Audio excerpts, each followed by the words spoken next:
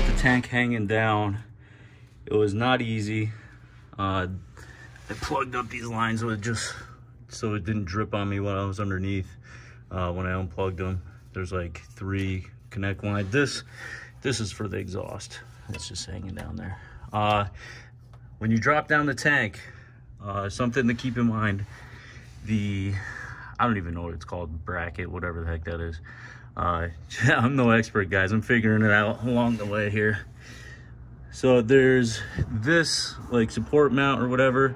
There's a bolt up here in the top that I just loosened. And then there's 2 bolts on the other side. So this is the back rear wheel. I was able to just loosen that. I didn't have to take this one off, that guy off right here, all the way. I just loosened it. And then I slid that over to the side. And the gas tank, it does have a slight like bend in the middle, so it has a little bit of play. So I was able to squeeze it past, because it's kind of like wedged up in there between those on either side. So just loosen those 2 and the one in the back. Now, when the tank is down, there is, looks like electrical. This is probably for the fuel pump wiring or whatever. There's a clip on, it's hard to see because I have it sagging, on the top right here. There's one there, and then there's one on the other side that I'm gonna have to disconnect. They have this duct taped right onto the tank.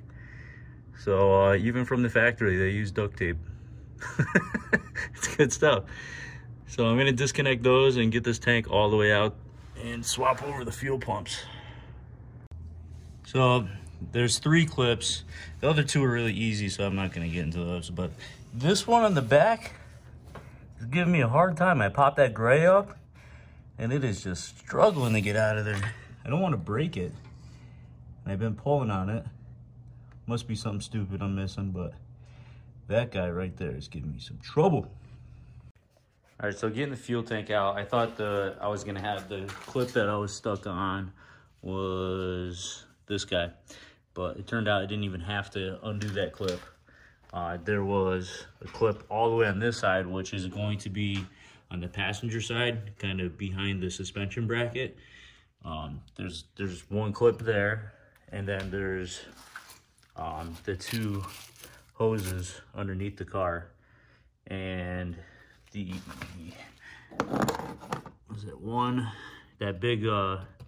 big tube, big hose, and this guy on the back side. So maybe that'll help someone out, because I thought when I dropped it that I was gonna have to undo all the clips. So I started to take these off. I'm gonna use a screwdriver and a hammer, or actually not a screwdriver, I'm probably gonna use a pry bar and a hammer to unlock this and get the fuel pump out. So I have my ZL1 pump here. This is the stock SS pump, and the float, there's 2 tabs. There's a tab here and a tab here. You push those in and you lift up, and I don't know if I can do it. I did unlock it, so let's see if I can do it one-handed for you guys. Come on. Feels like it's catching on something. Okay, so I got that out, and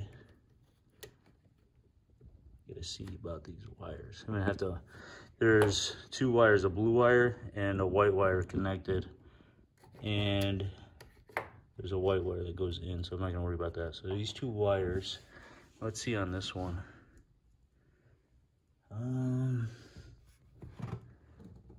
I don't know, it doesn't show there's a spot for those.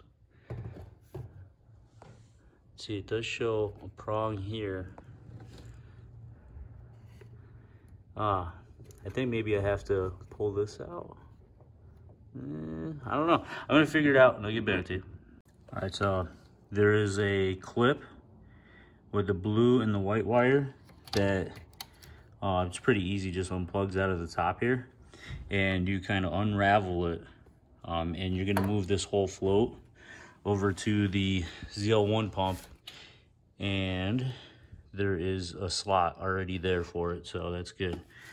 One other thing is when you're messing with this, it's so annoying. You move it around, mine still has fuel in it, so every time you try to like get it upside down, you start spilling fuel all over the place. So it's fun stuff.